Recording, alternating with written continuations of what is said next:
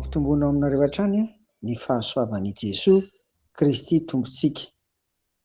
Amen. Andeha araka hivavaka isika ry afako.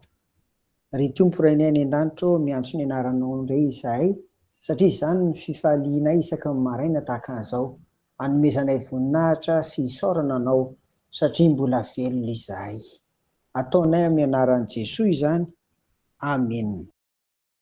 Rehefa tafita ny ranomasina mena ry havako ny zanak'Israely avy nivoaka any Egipta, dia izay vao tena tsapany fa afaka izy ireo.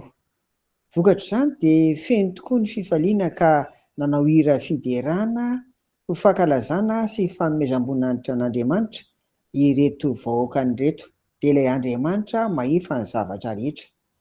Andriamanitra no nandetika ny miaramila ny Farao, izay tonga marobe nanenjika azy ireo. Fahagagana nitondra fandresena ho an'ny Israely izany, ka hoy izy ireo hoe: ny tananao ankavanana, Jehovah, efa malaza amin'ny hery. Ny tananao ankavanana, Jehovah, manorotoro ny fahavalo. Amen. Exodosy 10:10, ny 5:1. Hitantsika amin'izany fa ilay Andriamanitra mahery mihitsy no ninono izy ireo fa niady sy niaro azy rehefa alohan'ny hiampita ny ranomasina mena. Ka matoa tafita soamantsara izy ireo, ary hita amin'ny masony izany asa fahagagana no ny herin'Andriamanitra izany, dia nampitombo ny finoan'ny vahoakan'Andriamanitra tamin'ny tompo izany. Malaza amin'ny hery ary manorotoro ny fahavalo. Ankoatra ny finoana sy ny fahatokinan'Andriamanitra ary, dia inona ny lesona ho tsoahantsika amin'izany?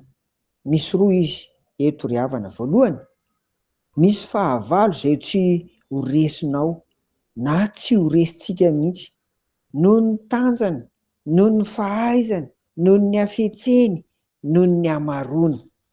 Kanefa dia vitan'Andriamanitra no mandresy azy.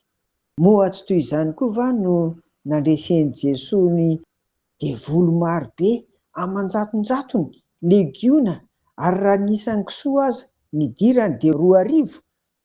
Nandresy koa ary tena matanjaka amin'ny lafiny rehetra ity Jesoa Kristy vavahantsika ity. Izany tantara izany ny tao Geraseny izany hitantsika eo amin'ny Marka 5:1-20.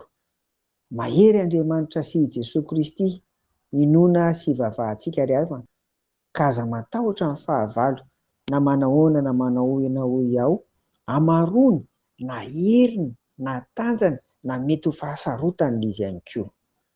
Ny lesona faharoa sy tonony amin'izany dia aza manana eritreritra ny hamaly ratsy ny fahavalo mihitsy, fa hoy ny soratra masina: Jehovah hiady ho anareo, fa ianareo kosa angina. Tsapantsika ao anatin'izany tenin'Andriamanitra ao amin'ny Exodosy 17:7 izany, fa tsinotsinona ihany raha ny heriko, herinao, herintsika olombelona, ka aza mieritreritra hamaly faty ny fahavalo mihitsy. Fa velao ilay Andriamanitra mahery, miaraka amin'ny sandriny mahery manorotoro ny fahavalo, avelao izy no hiady mba hampandresy antsika ry havana. Dia ho an'Andriamanitra irery ny voninahitra. Amen. Mivavaka ary sika. Misaotra anao hatrany izay Tompo, ny amin'izany teninao izany, fa manome toky sy fanantenana ho anay. Dia inonay fa amin'ny fiainanay rehetra dia hiady ho anay ianao, ry Andriamanitra Ray sy Zanaka, ary indrindra izay andeha amin'ny herin'ny fanahy.